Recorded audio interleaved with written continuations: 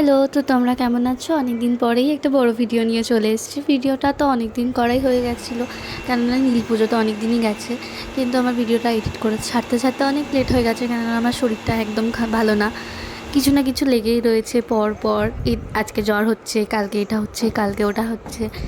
কদিন আগে পক্স হয়েছিল, ওটা থেকে সুস্থ হওয়ার পরেই কখনো জ্বর হচ্ছে, কখনো পেটে ব্যথা হচ্ছে, কখনো টনসিল ফুলছে, এটা হচ্ছে ওটা হচ্ছে। মানে শরীরটা একটু ভালো থাকছেই না, খারাপ হয়েই যাচ্ছে। তো সেই দিন আমি আমার গোপাল সোনাকেই ফার্স্টে স্নান করিয়ে নিয়ে রেডি করে সুন্দর করে চান করিয়ে বসিয়ে রেখে দিয়েছিলাম। যেহেতু কাজ করতে করতে লেট হয়ে গেছিলো, একা করছিলাম, তার জন্য ভেবেছিলাম আগে গোপাল সোনাকে চান করিয়ে নিই। আর সেদিন আমার বান্ধবীরাও এসেছিলো আমাদের বাড়িতে, ওরা ছিল। আর আমি পুজো দিতে গেছিলাম মন্দিরে। তারপর মন্দিরে গিয়ে আমি ঠাকুরকে চান করানোর জন্য সমস্ত কিছু এক এক করে গুছিয়ে নিচ্ছিলাম। আর জানো তো, ভিডিও করা আর পুজো দেওয়া না একসাথে হয় না। ভিডিওটার দিকেই মন থাকে, হচ্ছে না হচ্ছে না, আর পুজো দেওয়ার দিকেও মন থাকে। মানে কোনো কাজ একটা ঠিক করে হয় না। তার জন্য আমি ছোটো বোনকে ডেকে নিয়েছিলাম, আর ও আমাকে ভিডিও করে দিচ্ছিল সুন্দর করে। তারপরে আমাকে অনেক কাজও করে দিয়েছে, চন্দন বেটে দিয়েছে, ফুল সাজিয়ে দিয়েছে, চন্দন মাখিয়ে দিয়েছে ফুলে। তারপরে আমি এক এক করে ফলগুলো ধুয়ে নিচ্ছিলাম। ফলের মধ্যে ছিল আপেল, আঙুর ফল, শসা, লেবু, তারপর শাকালু আর মিষ্টি ছিল। আর এক এক করে আমি ফলগুলো ধুয়ে নিচ্ছিলাম। আর প্রথম দিনও মা ফলগুলো বাজার থেকে এনেও ধুয়ে রেখে দিয়েছিল, তাও আমি অল্প করে একটু ধুয়ে নিলাম। আর তারপরে এক এক করে ফলগুলো কেটেও নিয়েছিলাম ভালো করে।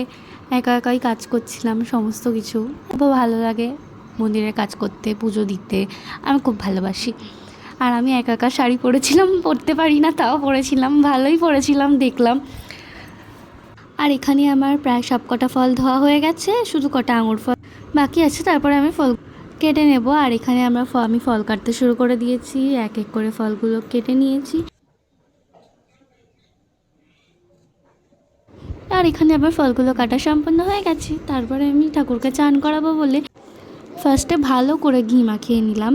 আমি প্রায়ই ঠাকুরকে ঘি দিয়ে চান করাই। ঘি দিয়ে প্রথমে ভালো করে মাখিয়ে নিই ঘিটা, তারপরে আমি চান করাই ঠাকুরকে। তো তার জন্য আজকেও ঘি দিয়ে ফার্স্টে মাখিয়ে নিলাম, মানে ঘিটা ফার্স্টে মাখিয়ে নিলাম ঠাকুরকে। তারপরে জলের মধ্যে তিল, গঙ্গা জল, বেলপাতা, ফুল সমস্ত কিছু দিয়ে শিব ঠাকুরের মাথায় জল ঢাললাম। তারপরে আর যেহেতু তুলসী পাতা দিতে নেই শিব ঠাকুরকে, তার জন্য আমি দিইনি।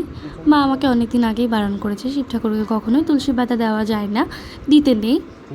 তা আমি চান করিয়ে নিলাম ভালো করে ঠাকুরকে। জল ঢালার পরে আমি সব কিছু এক এক করে গুছিয়ে ঠাকুরকে ফুল দিয়ে, বেলপাতা দিয়ে, চারদিকে ফুল দিয়ে সাজিয়ে সব কিছু গুছিয়ে আবার বসে পড়লাম পুজো দিতে।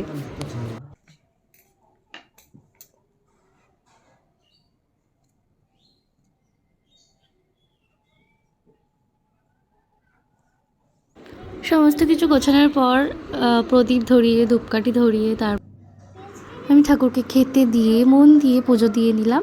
আর আমি এখানে পুজো দিই। আর তোমরা ভিডিওটা লাইক করো, সাবস্ক্রাইব করো, অনেক অনেক কমেন্ট করো। আর তোমরা নীল পুজোতে কেমন কাটালে আমাকে জানিও।